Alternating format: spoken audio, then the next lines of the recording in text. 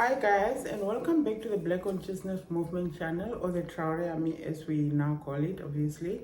I hope you guys are doing fine, and honestly speaking, I want to thank those who has been working with us all this while, and I also want to welcome the new subscribers. And yeah, let's keep the conversation going. Share, subscribe, comment, and so on, and push that notification button so that the notification button will let you get notification every time we load a new video, so that you don't miss out on all the stories that are going around the world and the continent. So today, as I said, I promised that we're going to talk about Gaddafi, what happened to him, why he was killed, because now we know. So we're not going to play this hide and seek as if we don't know what happened to him. And I'm going to share as much information as possible. And yeah, so let's get started.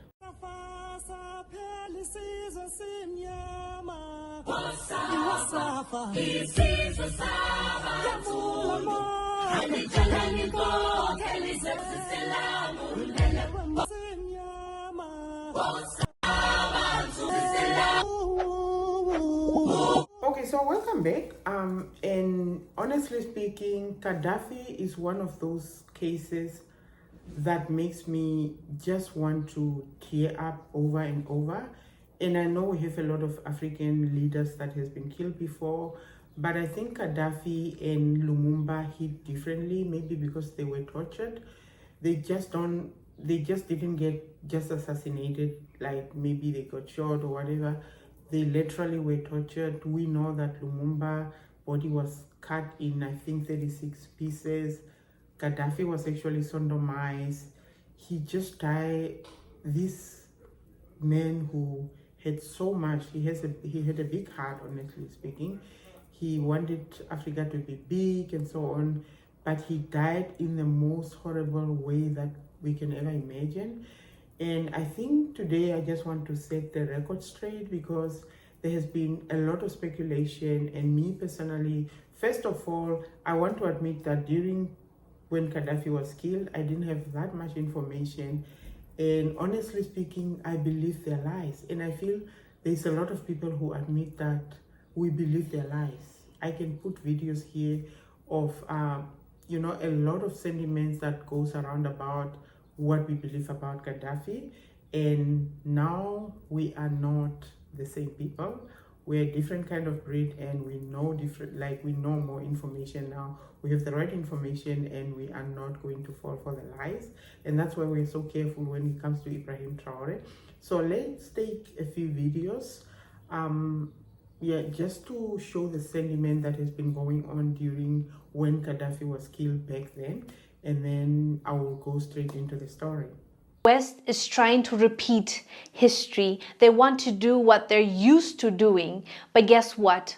Times have changed, and we're not going to allow the same thing to happen. What I want us to talk about today is about the similarities between Gaddafi and what is happening to Ibrahim Traore right now as we speak. If you remember, Gaddafi was taken out by the West. There are two things Gaddafi was pushing: the unity of African countries and the minerals. He wanted to use his own minerals for him and his own people, and they did not like that. They wanted to tap into that, so they removed him, right? And what did they used to say before they took him out? They used to tarnish his name. They used to say he's using Libya's resources for his personal gain. He's not a good leader. He's a dictator. They smeared his name and then came after him.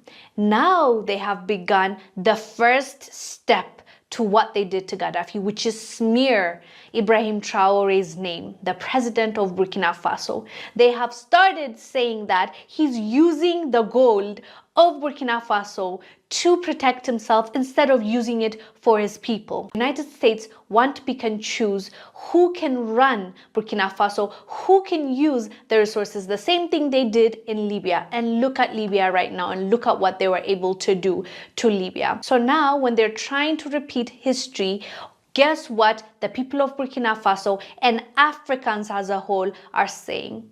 We're saying no. It's not going to happen. History is not going to repeat itself because we will not allow it. So I think that's called African Diaspora Channel, I think. And there's a lot of information on that channel, and I'm going to place that channel here. But honestly speaking, as I said, I also believe that Gaddafi was a dictator. And guess who they call a dictator right now as well? Ibrahim Traore. Why? Now we realize that when they call you a leader, that you should actually know that that's a good leader. I think Samora Machel put it very well when he said that when the West or when Europe praise me as your leader, you need to know that I'm actually not serving you. I'm actually serving them. He says that when they start talking good things about me, don't even tell me your secrets, because it means I've already sold you out.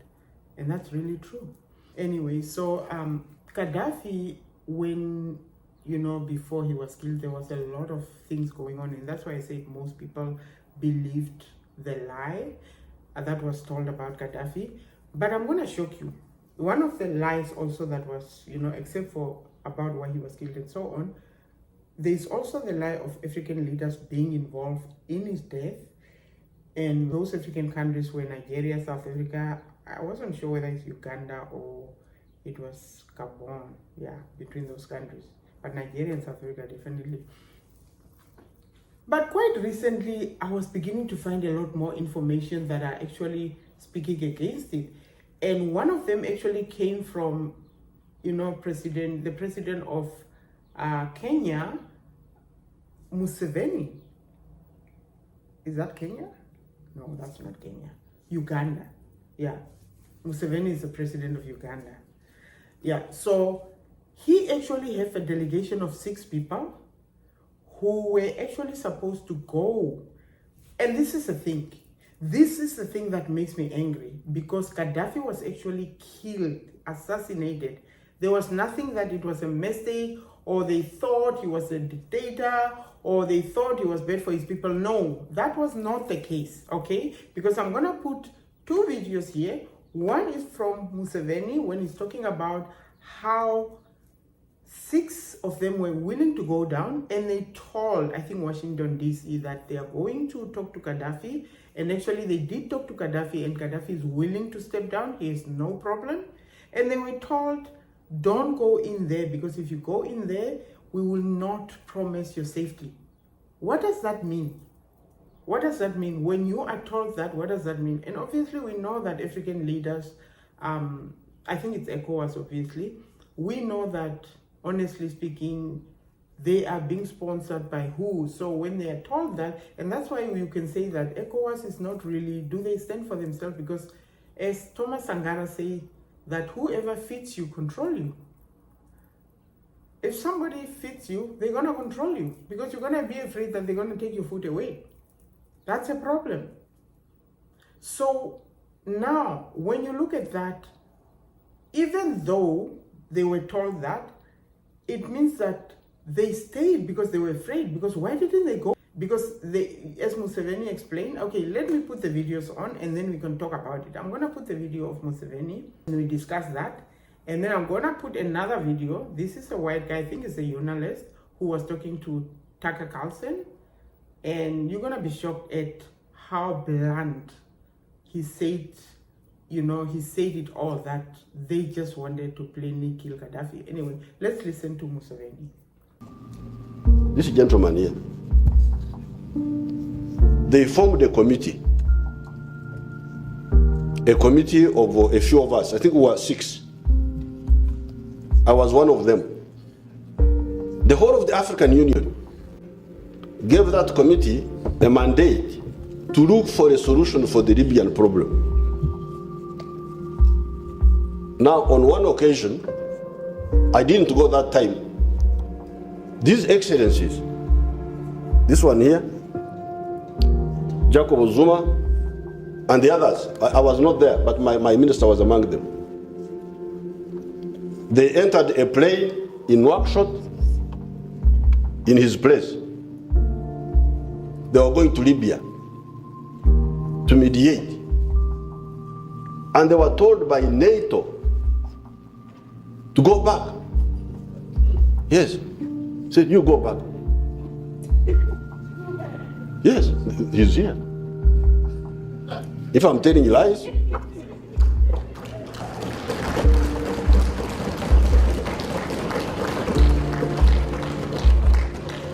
I'm not the one who invited him, you're the one who invited him. African presidents on an African mission over African soil were ordered by NATO to go back. That NATO has not allowed them to land in Libya. Now, we call this in Swahili, dharau, contempt. First of all, the situation in Libya was created by the arrogant and irresponsible actions of some actors that took actions that were against the express position of the African Union. Bypassing the African Union is not acceptable when it comes to dangerous strategic African issues. We have no interest in fighting anybody except poverty and underdevelopment in Africa. So guys, now Museveni is plainly saying that he's even asking a guy next to him, like, you know, he's plainly saying that they were willing to go down to talk to Gaddafi, but Gaddafi was actually willing to step down. You know, he wasn't like fighting or whatever, right? I think Gaddafi kind of knew, actually, you know, when I talk about Gaddafi, I become sensitive. When you are dying or about to die, I think you know. I think he felt it. So, you know, he didn't wanted any arguments. He has brought his country from ashes to what it now was. Very beautiful country with a lot of benefits, you know, and I'm going to put other videos here, how everything was with Gaddafi. So, when you look at what Museveni is saying, he's talking about them not being allowed to go to talk to Gaddafi. Like, what?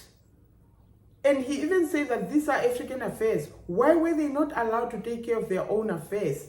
Why was NATO apparently supposed to do that, to be the one in control, right? Anyway, so you can see that African leaders wanted to go, but they were not allowed. But it actually shows how much we are not even in control of our own affairs. The fact that they couldn't go because they were obviously afraid doesn't really kind of excuse them.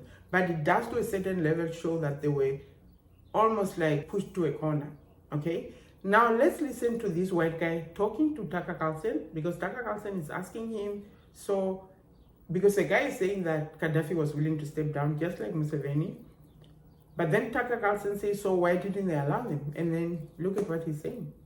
We were the ones that caused Gaddafi's death because Hillary Clinton played a game over there. And I was the one that went over there during the war. Gaddafi asked me to come over. I took a Biden staffer and a Bush staffer and a film crew leader from ABC One in New York, Larry Menti, with me, and a cameraman, because I didn't want the CIA to set me up. I hand carried the letter back from Gaddafi offering to resign. The U.S. didn't want him to resign. They wanted to kill him. Why? Because Gaddafi, and I met him 3 times. I took Biden on my second trip to Libya, by the way. He went with me when I spoke to the whole country. And every meeting I had with Gaddafi, he wanted 2 things. He wanted to unite the African continent into a group of nations economically, like European like the European economy. He wanted to base it on the gold standard. And the U.S. and Europe didn't want that. And the other thing is they wanted control of his oil, and they wanted control of his sovereign wealth. So Gaddafi had to go. You see? The guy is straightforwardly saying that no, they were not willing to negotiate. They wanted Gaddafi dead. And that's when you know that there was something else. Because as we say, they wanted to spread democracy because Gaddafi was a dictator, right? As we all know. And is spreading democracy really spreading democracy? As Gaddafi say, is spreading democracy actually a code word for dropping bombs on civilians? Tucker Carlson, he has returned to Moscow. Obviously, we know how people reacted when he interviewed Vladimir Putin, because you're not supposed to ever listen to these people in their own words. You have to rely on the mainstream media to tell you who these people are. And around the world, they tell us all the same thing. They're all terrorists and dictators, and everything that we do is perfectly above board. And we're usually just trying to spread democracy. And I think spreading democracy maybe is a code word for dropping bombs on civilians. But I'm not sure. I'm not saying that. I'm just quoting what Candace said.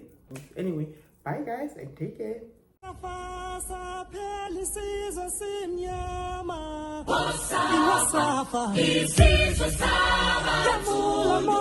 Hadi jalani ko, kelise tu sisilamu.